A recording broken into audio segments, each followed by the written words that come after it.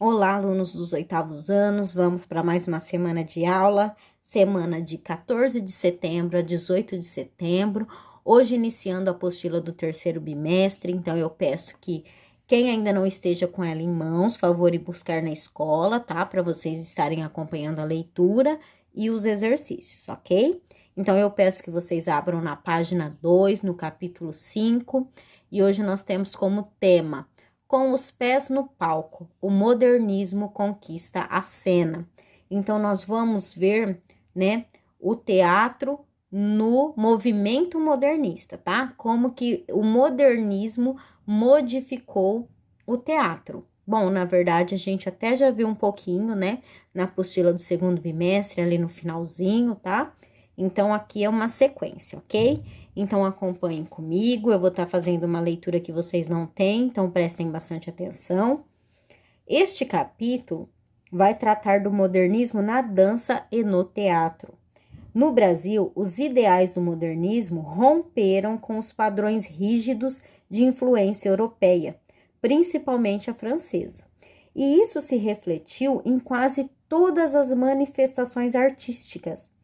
As bases do romantismo e do realismo no teatro foram fortemente abaladas, o que influenciou tanto a dramaturgia quanto a estrutura da cena.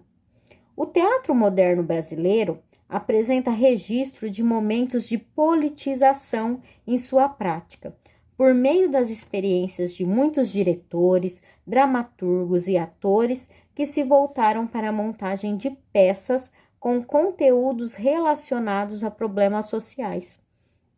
Foi um movimento em que os atores e dramaturgos buscaram novas formas de representação, além do repertório existente, tornando o teatro mais crítico e sensível às questões sociais brasileiras como forma de recusa modernista ao teatro tradicional até então predominante.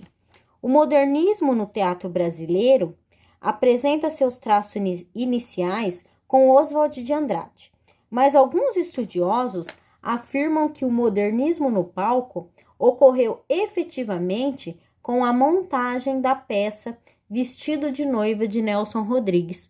Então, como eu disse para vocês, a gente até então já viu, né, um pouquinho desse início do modernismo, quando a gente estudou no capítulo anterior a peça Vestido de Noiva de Nelson Rodrigues, né?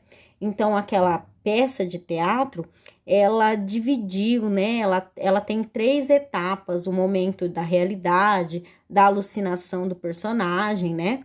Então, essa construção da peça, para alguns estudiosos, é o início do modernismo no Brasil. Essa peça é o que efetivamente declarou o período modernista no teatro no Brasil, ok? Então, acompanhem aí na apostila, vocês têm 2 imagens, tá? Essa imagem mostra os gestos, né? Os gestos dos atores são fundamentais no teatro. Então, nesse teatro modernista, os gestos vêm como uma parte essencial, tá bom? Neste capítulo, você vai ver como o gesto corporal constrói dramatizações em cena. Também vai conhecer as mudanças ocorridas na dança e no teatro brasileiro com base nas ideias modernistas. O modernismo foi um movimento artístico que rompeu com as formas tradicionais de se produzir arte. Então, nós tínhamos lá o romantismo, o realismo, o naturalismo, né? Essa parte do realismo e naturalismo era de mostrar o que realmente acontecia, né?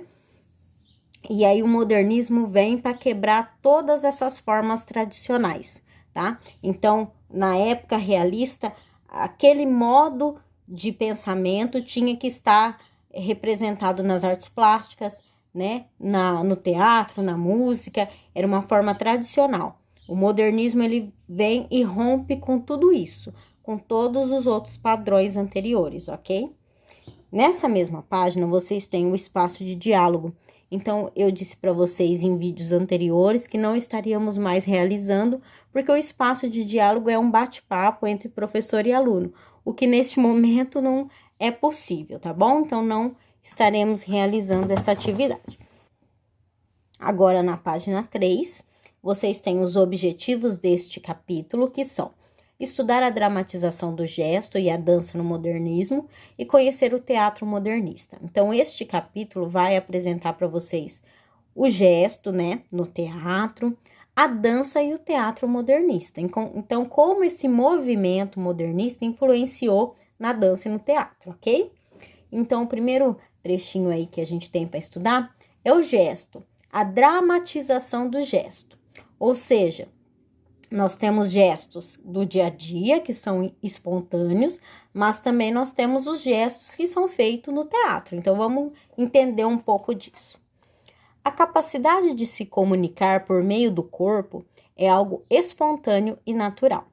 Uma vez que nos valemos de gestos para contar um episódio, representar situações, expressar sentimentos, etc. Dessa forma, os movimentos utilizados nas situações diárias servem de referência para a produção artística.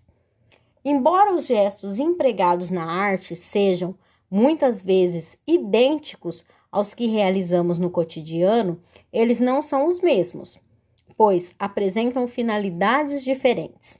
Por exemplo, quando narramos um fato a um colega, os movimentos corporais que executamos são espontâneos, mas se esse mesmo fato for dramatizado, os gestos passam a ser expressivos e sua execução intencional. No teatro, o gesto se associa diretamente à figura do ator, que utiliza conforme a concepção do espetáculo, podendo apresentar-se de forma natural, exagerada, mecânica, repetitiva, mímica, entre outras. Então, gente, quando a gente faz um gesto no dia a dia, quando a gente está contando alguma coisa para alguém, está falando, que a gente faz gestos, esses gestos são espontâneos. A gente não vai contar uma coisa para uma pessoa já pensando no gesto que vai fazer, não é mesmo? Agora, no teatro é diferente. O teatro, né, a peça, ela é escrita, tem uma história. Então, os gestos, eles têm que expressar alguma coisa. Os gestos são intencionais, tá?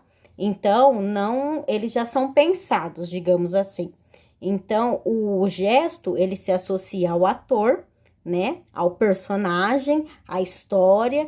Então, ele pode ter ele pode ser natural, acontecer de forma natural, pode, mas também ele pode ser exagerado, ele pode ser repetitivo, ele pode ser em forma de mímica, entre outras coisas aí, tá bom? Então, tem várias maneiras desses gestos acontecer quando ele tem que ser dramatizado, tá bom? E é com esse tema que vocês vão responder a atividade dessa semana lá no link, tá bom? Que é essa atividade aqui da página 3. Então, vocês têm aqui uma imagem, tá bom? Então, observe a imagem do ator Matheus Nastergalli. Então, esse ator, ele tá fazendo aí um gesto. Ele tá numa peça de teatro, essa peça chama Processo de Concerto do Desejo. Então, ele está fazendo um gesto. O que vocês têm que fazer nessa atividade é o seguinte: imaginar, criar uma hipótese de que situação levou ele a fazer esse gesto, tá bom? Então, pense aí, são hipóteses, vocês vão criar várias hipóteses. Ah, ele tá fazendo esse gesto porque ele tá representando tal coisa. Ah, mas ele também poderia estar representando isso. Pode ter mais de uma hipótese, tá bom? Então, vocês vão pensar, tá? Que situação levou o personagem a fazer esse gesto da imagem, tá bom? Então, em folha separada, com aquele cabeçalho que eu já falei para vocês, né? Vou tornar a repetir: nome da escola, disciplina, professor, semana, nome, número e série. Vocês copiam o enunciado que está lá no link, tá bom? Porque eu dei uma modificada. Aqui fala de conversar com os colegas, então não é desse modo que vocês vão estar realizando. Então, copie o enunciado que está lá no link e aí responda com as hipóteses que vocês acham. Para ajudar vocês a pensar um pouco no que poderia ser, eu vou falar um pouquinho dessa peça, que ela é muito curiosa, né? Ela faz parte da vida desse ator. O que aconteceu? Nessa peça, para começar, percebam o nome, Processo de Concerto do Desejo. Vejam que concerto está escrito errado. Na verdade, aí ele criou um neologismo, uma nova palavra. Ele juntou duas palavras, concerto com S e concerto com C. Por quê? Porque ele quis dizer concerto de consertar as coisas, mas também concerto porque ele utiliza músicas, né? É também um musical, essa peça. Nessa peça, ele declama poemas feitos por sua mãe. E ele também canta músicas das quais ela mais gostava, tá? Então, por que que ele faz isso? É uma curiosidade. A mãe dele, ela se suicidou com 22 anos de idade, quando ele tinha apenas 3 meses. Então, ele não a conheceu, né? Quando ele tinha 16 anos, o pai dele lhe entregou uma pasta onde continha os poemas feitos por ela. Ela era uma poetisa. E aí veio a ideia dele dramatizar tudo isso, né? Dele criar uma peça. Então, ele declama os poemas da mãe, ele canta as músicas preferidas dela, né? E ele quer passar, expressar alguma coisa, ele tem uma intenção. Então, pense, se quiserem saber um pouco mais da peça, pesquisem e aí apontem as hipóteses, tá bom? Então, por hoje é só. Um beijão meu, um beijão da professora Aline e até a semana que vem. Tchau, tchau.